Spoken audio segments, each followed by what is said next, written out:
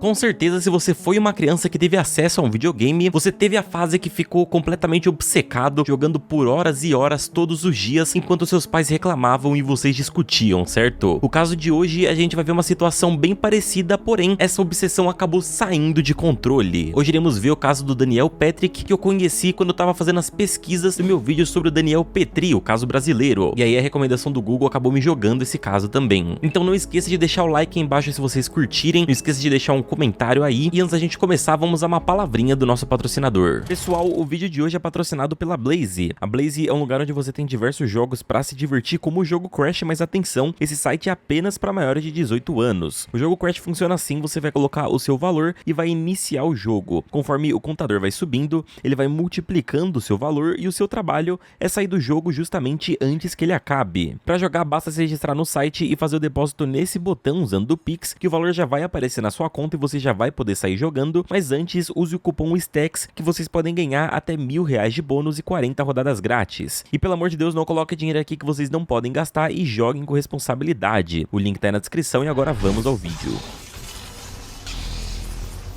Daniel Patrick nasceu em 24 de agosto de 94, na cidade de Wellington, em Ohio. Ele era filho de Susan e de Mark Patrick, um casal que o criou com muito carinho, assim como fez com as suas outras duas filhas, a Holly e a Randy, que eram mais velhas que Daniel. Mark e Susan, na época, estavam casados há 23 anos. Eles se conheceram quando Susan estava estudando na Universidade Cristã de Valley Forge, na Pensilvânia. Susan e Mark eram extremamente religiosos. Mark, na época, era ministro pentecostal da Assembleia de Deus, e Susan dividia seu tempo entre trabalhar em um asilo e atuar na Assembleia como assistente. Sendo assim, os dois criavam seus filhos com base nas regras impostas por eles. Os três filhos tinham uma boa relação, tanto entre eles mesmos quanto com os pais. Eles eram bem tranquilos no geral, uma família meio comercial de margarina. Daniel sempre foi uma criança curiosa que sempre procurava por coisas diferentes para fazer. Ele se mostrava muito ligado à religião, sempre procurando estudar mais sobre o assunto e participando ativamente das atividades da Assembleia. Porém, à medida que foi crescendo, Daniel passou a se tornar um adolescente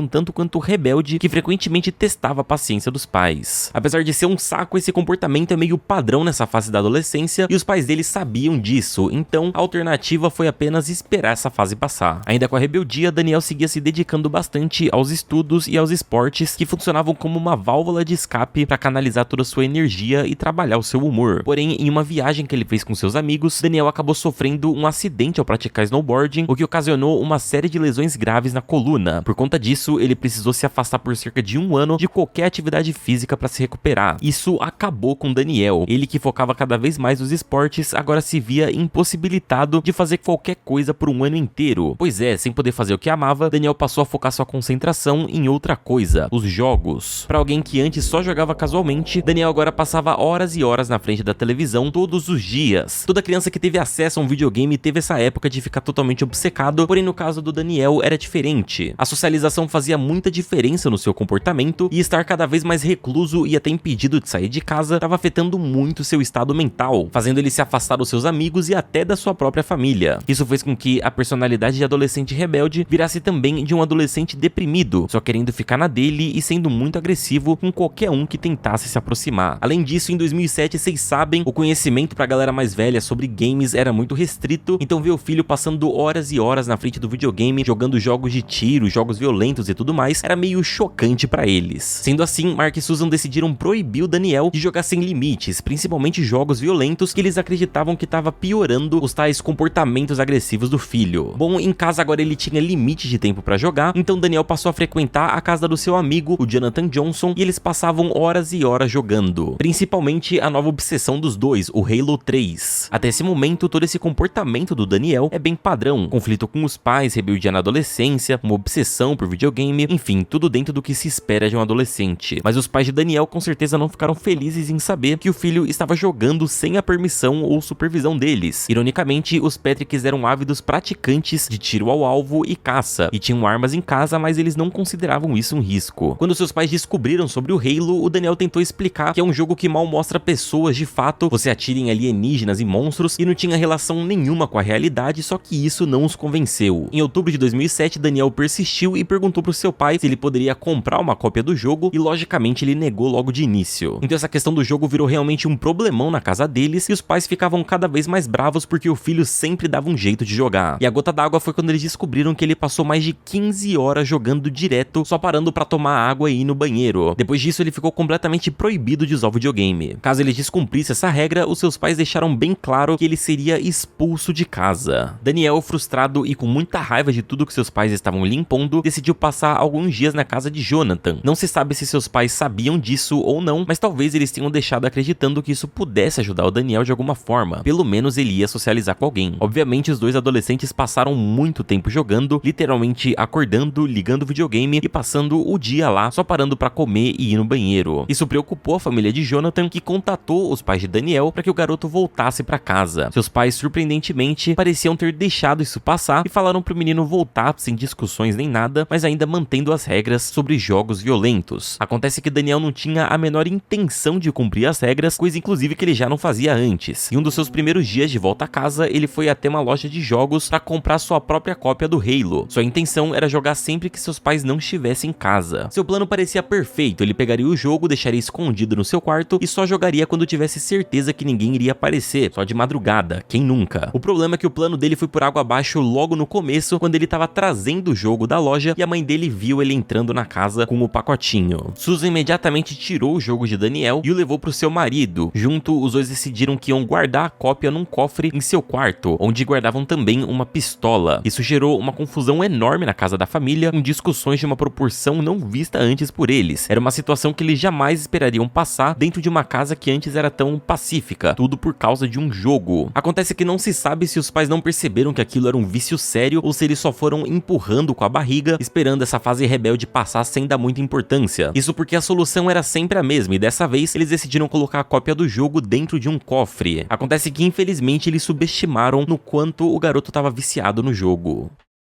O sábado de 20 de outubro de 2007 amanheceu como qualquer outro dia na casa dos Patrick. A família estava se preparando para se reunirem à noite quando assistiram um jogo de beisebol juntos. Era quase uma tradição deles, o que significava que Heidi, a irmã mais velha, também estaria presente com seu marido. No início da noite, Mark e Susan estavam sentados na sala conversando quando Daniel chegou no cômodo. Ele parecia muito feliz e isso surpreendeu os pais, afinal ele passou os últimos dias trancado dentro do quarto sem falar com ninguém. Então Daniel chegou na sala e disse que tinha uma surpresa para os dois e pediu para que eles fechassem os olhos. Seus pais então obedeceram, eles fecharam os olhos, ficaram sentados aguardando a tal surpresa e de repente o Mark escutou um som de um gatilho e quando ele abriu os olhos já era tarde demais para ter uma reação. Daniel atirou uma vez contra a cabeça do seu pai e outras 4 vezes na sua mãe. Susan Patrick foi atingida no peito, no braço e na cabeça, morrendo no local. Como um milagre, o tiro que atingiu a cabeça de Mark não foi o suficiente para matá-lo, mas foi por muito pouco. Em questão de minutos, Heidi, a irmã de Daniel, chegou em casa para ver o jogo com os pais. Quando ela bateu na porta, ela foi recebida por Daniel, super apático, que apenas respondeu que melhor que não quando ela pediu para entrar, pois seus pais haviam tido uma discussão feia. Heidi conseguiu ouvir alguns sons estranhos no fundo, então empurrou Daniel para conseguir entrar em casa, onde se deparou com aquela cena terrível. Enquanto Heidi tentava entender o que estava acontecendo, o Daniel silenciosamente pegou a arma novamente. Ele só não contou que o marido de Heidi fosse estar atento nessa hora e ele conseguiu puxar a arma antes que o pior acontecesse. My mom is shot and my dad is shot and my brother's here.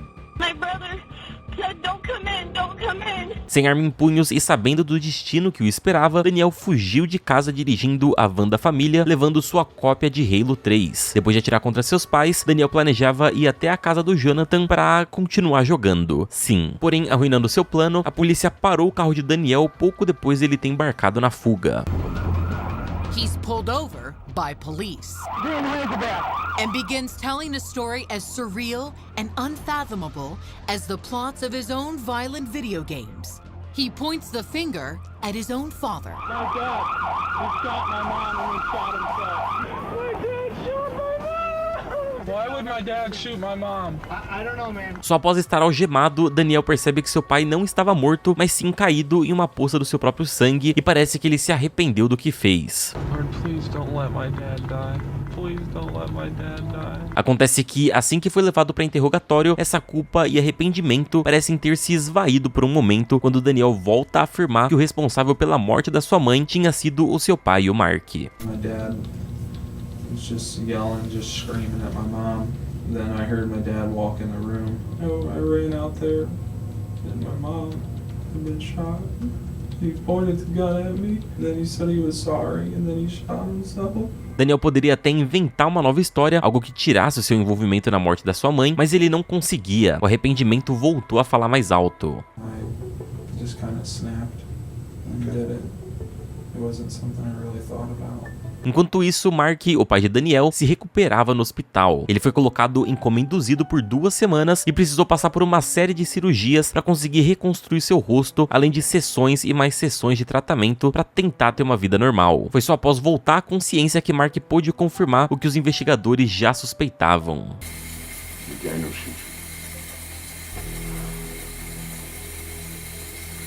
Essa era a única coisa que eles precisavam, uma confirmação. Sim, Daniel ainda passou alguns dias tentando tirar o dele da reta, mas os oficiais já suspeitavam que tinha sido tudo ele. O plano original era matar todo mundo e colocar a culpa no pai, dizendo que tudo foi fruto de uma discussão. Após passar 2 semanas em coma, Mark Patrick finalmente voltou a se recuperar. A bala tinha entrado pela sua bochecha, seguindo em direção ao queixo, o que fez com que sua mandíbula fosse bem comprometida. Felizmente, seu cérebro se manteve intacto. Isso permitiu que sua recuperação fosse menos complicada, ainda que Mark tenha ficado mais de 1 mês no hospital para avaliações constantes. Ele precisou passar por uma reconstrução na sua cavidade ocular, no céu da boca e na mandíbula, o que o fez ficar sem poder falar por muito tempo. Mark confessou que quando soube que Susan estava morta, chegou a odiar o Daniel profundamente. And I'm laying there in bed. Just, why did he do this? Over a video game? Over a video game? You know, and pardon my language, over a video game? Mas segundo Mark, durante algumas orações, ele percebeu que já era o momento de perdoá-lo. Assim, Mark, Heidi e Holly acabaram perdoando Daniel por ter tirado a vida de Susan. Mesmo assim, agora ele precisaria passar pela justiça. O julgamento de Daniel não saiu da maneira esperada para um caso de tamanha brutalidade como o dele. Daniel parecia genuinamente triste e arrependido, e sua família afirmava que ele estava de fato arrependido e que tinha sido perdoado. What's written in this letter is not only my views, but the views of my entire family. I'm writing this letter on behalf of my son, Danny Petrie. Danny has had to face and is now facing the very serious consequences of what he did on October 20th, 2007. I know, without any doubt, he has severe regret, remorse, and guilt over what he did to his mom and I that evening. I can't count the number of times he has told me that he is so sorry for what he did and he'll never be able to forgive himself. I can also count the number of times he has told me that he is so happy that I survived and so glad to still be able to see me. He's told me that numerous times. I love you, Danny. I can't count the number of times that he said, Dad, I miss Mom. I miss Mom. His pain runs very deep, and it should. I believe it should run deep. And if his pain did not run deep, I guarantee you I would not be standing here speaking on his behalf. I call him like I see him. And I would not stand here and talk on his behalf if his pain didn't run deep. I know it does, contrary to others' opinions.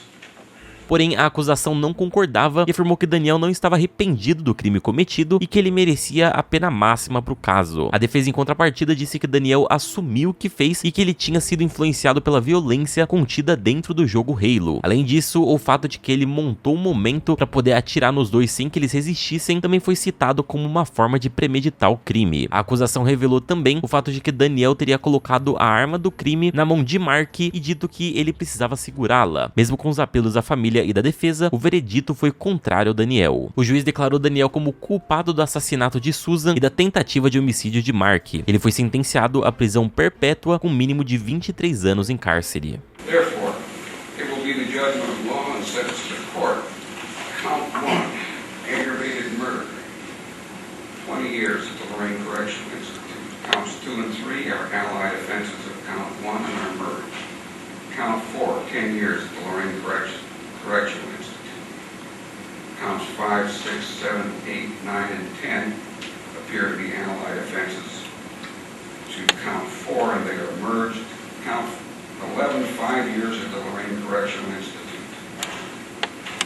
Those sentences will run concurrently. Daniel não foi sentenciado à pena de morte por conta da sua idade. O juiz deu um parecer sobre o que ele entendia sobre a relação do Daniel com o Halo 3 e ele deu uma declaração bem polêmica na época. Lembrando que tudo isso rolou antes de 2010, então esse tipo de declaração era meio senso comum entre a galera que não jogava. In this particular case, not so much the violence of the game, because I believe in the Halo 3, what it amounts to is a contest to see who can shoot the most aliens who attack. It's my firm belief that after a while, the same physiological responses occur in the ingestion of some drugs. And I believe that an addiction to these games can do the same thing.